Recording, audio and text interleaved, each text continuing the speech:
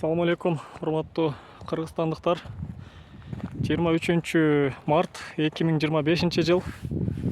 Жалал Абад областы Мисте токойлор.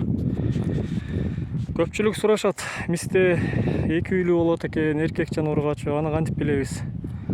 Аны билүүнүн эң оңой жолу гүлдөгөн мезгили. Мен дагы бүгүн фенологиялык фазаларын тактоо үчүн Мисте изилдөөгө келдим. Бул жерде көрүп турганыңыздар, булардын бардыгы эркек мисте дарагы жана эркек гүлдөрү. Ол шингил болот, бул шингилдер бүчүр ачып, уже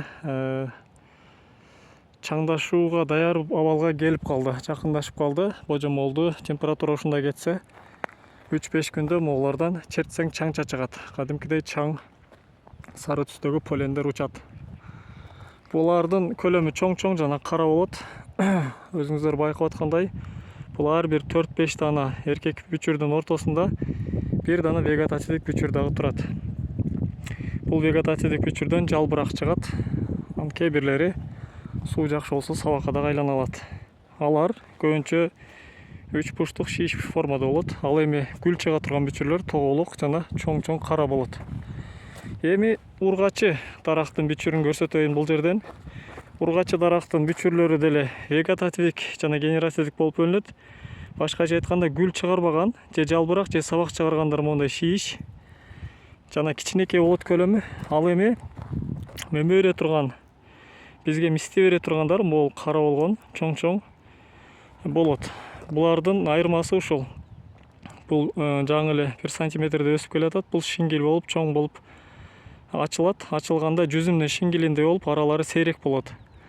Салыштырмалуу эркек мистенин гүлүнө караганда ургачы мистенин гүлү сейрек жайгашат. Ал эми эркек мисте моундай болуп туруп жиш болот да. Экөөнүн айырмасы ошол.